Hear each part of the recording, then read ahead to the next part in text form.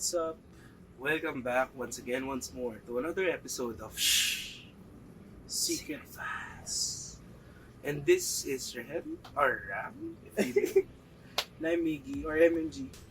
And yeah, we're back again to reveal some secrets of some schools, or actually a green school in Taft. Two green schools and Bahala na kayong Bahala alam kayo kung kung alin saan. doon. Anyways, Let's Ay. start the secret files with this entry. So there's a place below LRT1 Vito Cruise Station, northbound Benilde side, that sells Korean corn dogs. They're super good but cheap lang. The owners are Korean and you can see them working red. The basic corn dog, pagkabasa ko condom, pre. the basic corn dog is 59 pesos while their Mozza corn dog is 69 pesos. Nice. They have others like the potato and mini corn dog. I bought from them 3 times now because so good. So it's, for me, technically it's not a secret file, more like shameless plug or something. Feeling ko yung may-ari yung nag-post niya. Well, kung masarap yung corn dog niya, guys, bili kayo corn dog sa ilalim ng LRT1, Vito Cruise Station, northbound, Benilde side. Right. Next secret file. Hi guys, please help. Is it not allowed to use in Lasal styrofoam container for food? I was denied to enter because of such, but our trash cans even have a designated bin for non-biodegradable styrofoam. Send help. Well, Bawal talaga.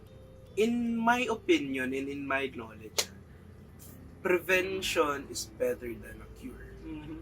So if the institution of LaSalle believes that preventing entry of styrofoam products into the campus is a better way to deal with the ongoing issue of pollution or the styrofoam issue, then wala kang magagawa doon. You just have to abide to them. Tsaka may mga sorry.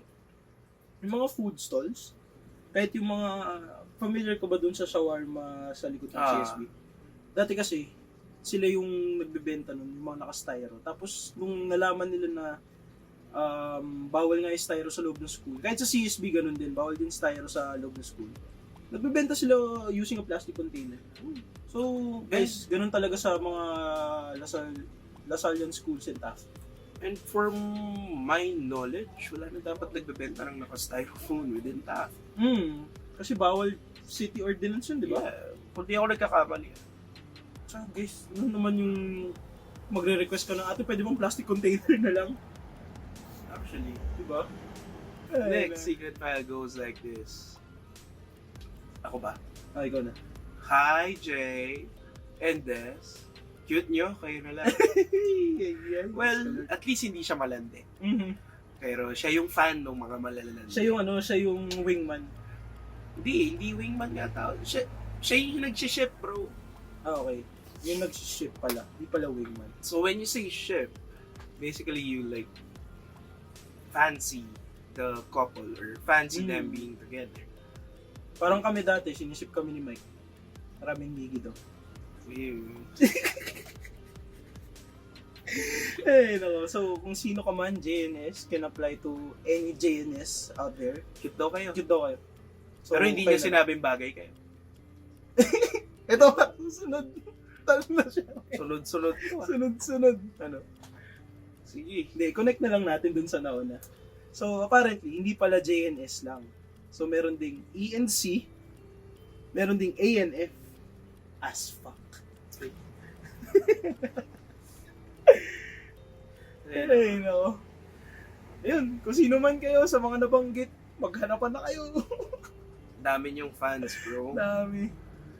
Anywho, next secret file is someone asking, saan na ba may inuman around Taft? Alam mo, Chong, bawal na uminom sa Taft. Sabi ni Yorme yan. Hindi naman sa Taft. Yung in close proximity within schools, bawal. Same shit. Pero sabi may ni inuman Yorme, pa rin. bawal. May inuman pa rin sa Taft, pare. Sabi ni Yorme, bawal. Bawal. Pero gusto niyo inuman, punta kayo Malate. Yung malapit sa Ross Boulevard. Marami pa dun. Ay, nako. Putak tingin yan. The next secret file is a picture. Pero, yung caption niya is broken hearts. So, yung picture sabi is, I found my happiness in you. Tapos caption niya is broken hearts. I'm guessing sawi ito. Mm-hmm. Or, this person may have found happiness in someone. Pero hindi na rin reciprocate yung feelings. Oh. Sawi Sakit season. talaga. Ganun talaga, guys. Move on na lang tayo. Ay, medyo juicy tong susunod na secret files, guys. I'm guessing babae to. So, curtain. Hi. Hi. Looking for a color Hindi naman babae yan eh. Wala na bro. Hindi na yan eh. Must be taller than me. I'm like 5'3" long. Male. Has a sense of humor. And loves memes. Visit. Must be fine with late night food runs. Hehe. My treat. Ano to? SMTMS. Sometimes. Oh!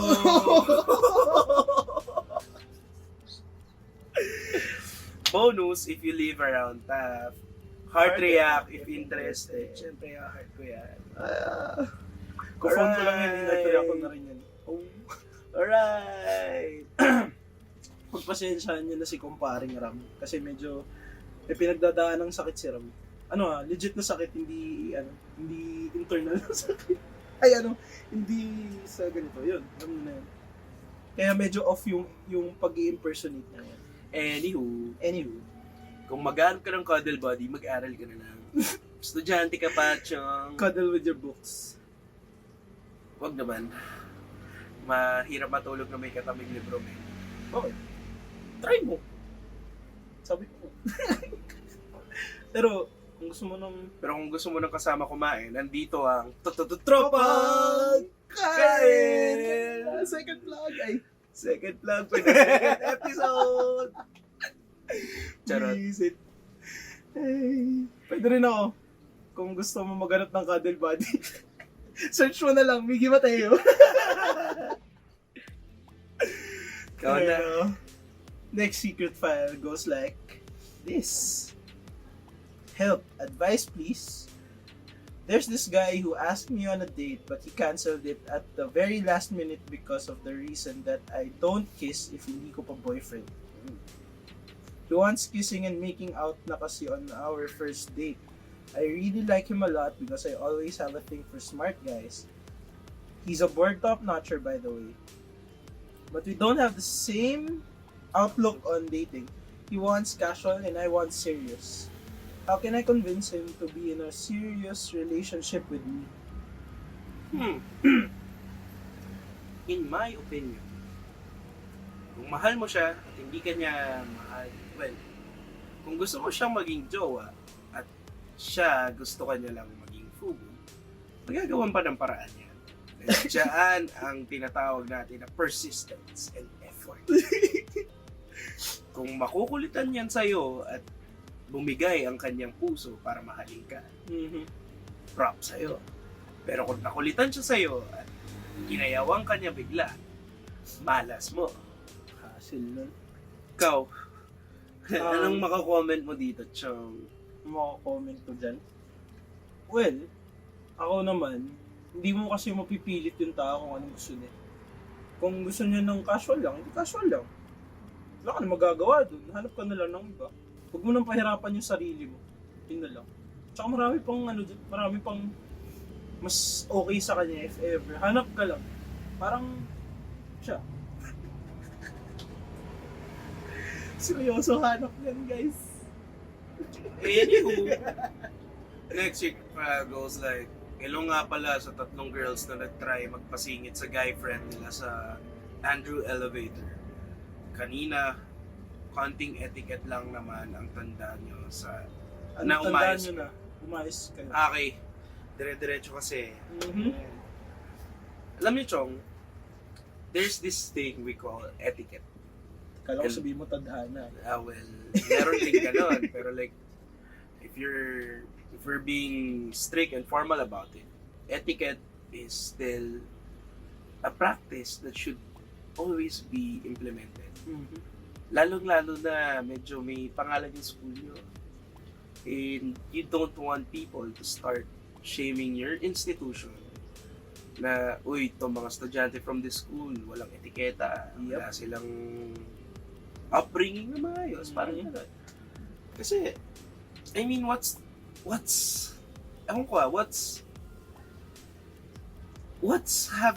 letting the guy suffer the same fate of other people to line up? Eh, wala tayong magagawa kung late siya dumating, di ba? Well, ako magsaside ako sa kanya. Na, nga, hindi porket friends niyo yung may friend kayo na parang sa line lang yan. Oo nga. Parang, alam mo yun, nakaka-bad trip naman talaga yung sasabihin mo na, uy, pwede ba akong sumingit na dyan since friends naman tayo, blah, blah, blah. So, yun, konting etiquette test. It goes a long way. Next secret file goes like this. CSA people are so weird talaga. Okay? They have perfect English but they choose to speak in Konyo Taglish. Napaka-redundant naman yun, pare. Yet when they attempt to speak straight Filipino, it's such horrible grammar. And they're everywhere on campus. Also, they have this thing called a cheering. In my opinion, don't hate.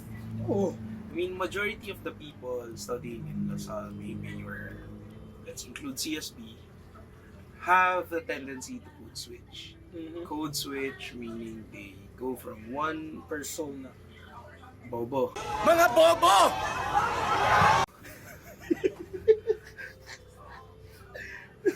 One language to another. Oh. Case in point, English and Taglish. English and Tagalog. Tagalog, oh my God! Hence, Taglish. Yeah. In professional the professional field, that may be frowned upon. Mm-hmm. But college pa lang kayo eh. Let your peers, let you maybe enjoy what freedom you have to still enjoy speaking Taglish. So once you go to the real world, businesses, corporate setting, when you go Taglish, lalo na pagkausap mong supervisor or your boss, wait, na-imagine ko. medyo chong. Dude, pare chong. Good luck. Good luck. Good luck to you, my So, friend. Yung sa CSA people na may mga accents, parang di naman. Actually, it's more of the LaSalle people pa. Oh. Well, I'm guessing na-isolate lang tong case na to to the Mhm. CSA people. But I highly believe hindi lang CSA gumagawa ng code switching, man. There's people from LaSalle schools, there's people from Assumption, from Miriam, and Saints Co, Poveda. Actually, almost all schools na pwede panggalingan ng estudyante na mag-aaral in Taft, in LaSalle. LSGH, Zubel, ano yung mga taga-Zubel? Um, I mean, no hate or anything, pero I mean, the way we're it is just making a point na hindi lang CSA yan, man. Mas malala pa nga ata yung mga galing sa other part of the Philippines, like yung mga galing Cebu. Because some of the people that I know na galing Cebu, they really don't know how to speak in Tagalog. Bisaya. They speak in mainly Bisaya and English. Mm-hmm. So whenever you see them, talagang it's rather English, pure English, or pure Bisaya, or Bisayaglish. Bisayaglish. Oh, man, sobrang, alam mo yung Bigla sobrang, silang, ambot ka here. Like, oo there. Hindi ko alam, bro. Abot ka here. Dili man nag-speak ng English. Parang mga ganon. I mean, it makes perfect sense for them, but for the people around them, probably me, who gets to hear those expressions, mawiwirdoan talaga ako. Kasi wow, it's such a creative thing to start blending in English to a dialect. But it's weird to hear from a case-to-case basis. Mm-hmm. So yeah.